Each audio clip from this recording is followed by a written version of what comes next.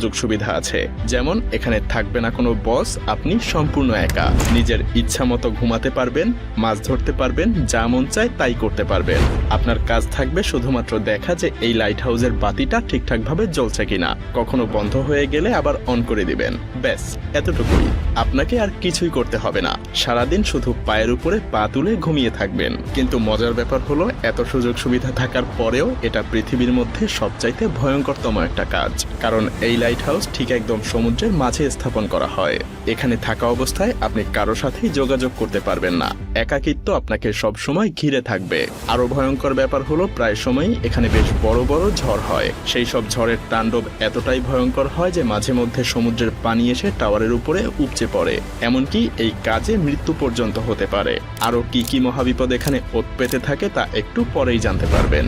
এখন হয়তো এসব দেখে আপনার মাথায় প্রশ্ন আসতে পারে যে এই লাইট হাউস সমুদ্রের মাঝেই কেন তৈরি করা হয়েছে, এর কাজই বা কি, আর কেনই বা এই লাইট হাউসের উপরে সবসময় নজর রাখতে হয়, কেন এর লাইট কখনো বন্ধ করা যায় না।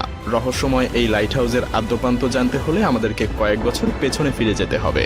তখন যাতায়াতের জন্য না ছিল কোনো গাড়ি, আর না ছিল অন্য কোনো যানবাহন বা আকাশপথ। তাই বিশাল লম্বা পথ পাড়ি দেওয়ার জন্য একমাত্র উপায় ছিল পানিপথ। সেই সময় ক্যাম্পেট মারিয়াস নামের একজন অসাধারণ নাবিক ছিলেন। তিনি অনেক প্রতিকূল অবস্থাতেও সমুদ্র পাড়ি দিতে পারার জন্য বেশ বিখ্যাত ছিলেন। তো একবার তিনি সমুদ্রের মাঝেই ঘুটঘুটে অন্ধকার একটা জায়গা পাড়ি দিচ্ছিলেন। ঠিক তখনই সমুদ্রের নিচে থাকা কিছু পাথরের সাথে জাহাজের ধাক্কা লাগে। সেই সময় জাহাজগুলো তৈরি করা হতো কাঠ দিয়ে, যার কারণে জাহাজের নিচে খুব সহজেই ফাটল ধরে যায়, আর পানি ঢুকে বেশ ক্ষয়ক্ষতিরও শিকার হয় জাহাজটা।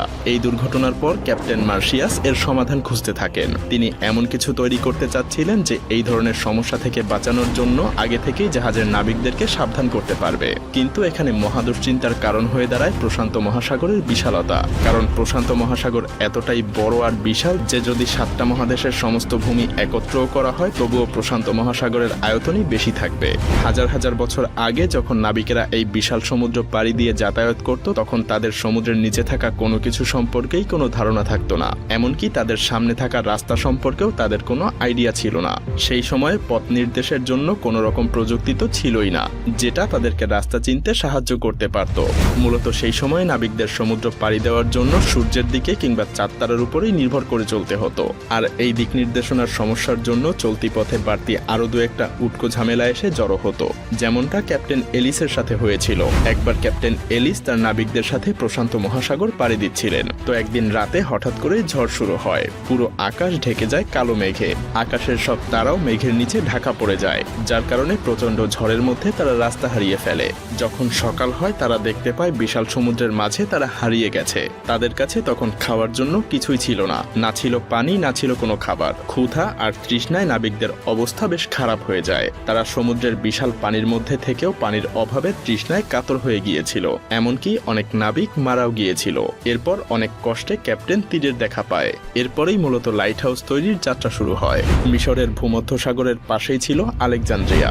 সেই সময়ে সেখানকার শাসক ছিলেন টলেমি দ্য সেকেন্ড ফিলাডেলফিয়া। কিন্তু এই রাজ্যের জন্য সেই সময় সবচাইতে বড় সমস্যা ছিল তাদের অবস্থান বা লোকেশন। আপনি যদি এই ছবিটা একটু ভালো করে লক্ষ্য করেন তাহলেই বুঝতে পারবেন এই শহরের মধ্যে প্রবেশের জন্য এই জায়গাটা দিয়েই যাতায়াত করতে হতো। আর এই জায়গাটার আশেপাশে অনেক বড় বড় পাথর ছিল, যার ফলে এই শহরে বাণিজ্য করতে আসা জাহাজগুলো যখন এই রাস্তা দিয়ে পার হতো তখন খুব সহজেই পাথরগুলোর সাথে জাহাজগুলোর ধাক্কা লাগতো। আর এর ফলে কখনো কখনো এসব জাহাজগুলো ডুবে যেত কিংবা বড় ধরনের কোনো ক্ষয়ক্ষতির সম্মুখীন হতো। তাই দিন দিন এই রাজ্যে বাণিজ্যিক জাহাজ কমে যাওয়ার কারণে অর্থনৈতিক দিক দিয়ে বেশ পিছিয়ে পড়তে থাকে। টলেমি তখন তার রাজ্যকে রক্ষা করার জন্য সেই সময়ের সবচাইতে বিখ্যাত আর্কিটেক্ট সস্ট্রাসাস অফ সিনিডাসের কাছে ছুটে যান। তার কাছে এই সমস্যা থেকে মুক্তির জন্য প্রার্থনা করেন। দুইজন মিলে তখন একটা আইডিয়া বের করেন। পানির উপরে তারা এমন এক দুর্গ গড়ে তুলবেন যার উপরে থাকা আলোকরশ্মি সমুদ্রে থাকা জাহাজগুলোকে গাইড করবে। সেই সাথে এটা পানির নিচে থাকা পাথরের ব্যাপারেও আগে থেকেই সাবধান করতে থাকবে। সেই পরিকল্পনা অনুযায়ী সস্ট্রাসাস কাজ শুরু করে দেয়। কিন্তু তখনও তিনি ভাবতে পারেননি যে তিনি যা করতে চলেছেন সেটা একসময় পুরো পৃথিবীতে অন্যতম একটা সৃষ্টি হয়ে উঠবে, যা পুরো পৃথিবীতে আলেকজান্দ্রিয়ার বাতিঘর নামে পরিচিত হয়ে উঠবে। আলেকজান্দ্রিয়ার সেই বাতিঘরের উচ্চতা ছিল 384 ফুট। এটা পুরোটাই বানানো হয়েছিল সাদা মার্বেল পাথর দিয়ে। এই লাইট হাউসের মাথার উপরে সেই সময় প্রতিনিয়ত আগুন জ্বলতে থাকতো, যার জন্য সবসময় এখানে তেল আর কাঠের যোগান দিতে হতো। এমনকি এই বাতিঘরকে পরবর্তীতে পৃথিবীর 7ম আশ্চর্যের একটা হিসেবেও স্বীকৃতি দেয়া হয়। শুধুমাত্র এই উচ্চতার জন্যই এটা বিখ্যাত ছিল না, সেই সাথে ছিল এর অসাধারণ ডিজাইন।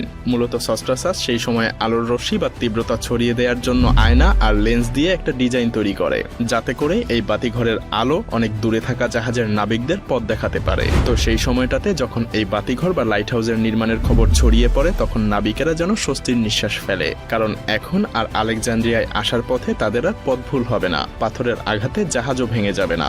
এভাবেই বাতিঘরের আইডিয়াটা পুরো পৃথিবী জুড়ে ছড়িয়ে পড়তে থাকে।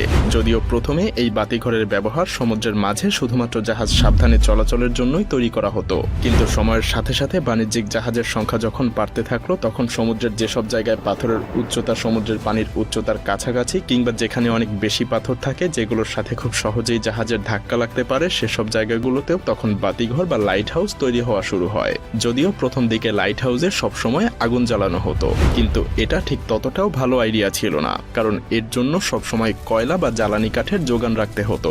তখন অবশ্য এটা ছাড়া আর কোনো উপায়ও ছিল না। এরপর মোমবাতি কিংবা ল্যাম্পের ব্যবহারও করা হয়েছিল, কিন্তু আগুনের আলোর রশ্মি তো আর খুব বেশি দূর যেতে পারত না। ঠিক তখনই আবিষ্কার হয় বৈদ্যুতিক বাল্বের। লাইট হাউসগুলোতেও আগুনের পরিবর্তে বৈদ্যুতিক বাল্ব ব্যবহার করা শুরু হয়, কিন্তু তারপরেও এই আলো খুব বেশি দূর যেতে পারত না। এর কারণ হলো লেন্সগুলোকে বাল্বের পেছনে লাগানো হতো। তখন সেই সময়ের বিজ্ঞানীরা আবিষ্কার করেন যদি লেন্সকে সামনে বসানো হয় তাহলে আলো আরো বেশি দূর পর্যন্ত পৌঁছাতে পারবে, কিন্তু সেই লেন্সগুলোতেও বেশ সমস্যা ছিল, কারণ তখনকার লেন্সগুলো ছিল খুবই মোটা। আর ঠিক তখনই ফ্রান্সের একজন বিজ্ঞানী ফ্রেসনেল তার বিশেষ এক ধরনের লেন্স আবিষ্কার করেন। তার বানানো এই বিশেষ লেন্সের মধ্যে দিয়ে আসা সমস্ত আলো সরাসরি গিয়ে একটা পয়েন্টে মিলিত হতো, যার ফলে আলো খুব সহজেই নির্দিষ্ট একটা পয়েন্টে অনেক দূর পর্যন্ত পাঠানো যেত।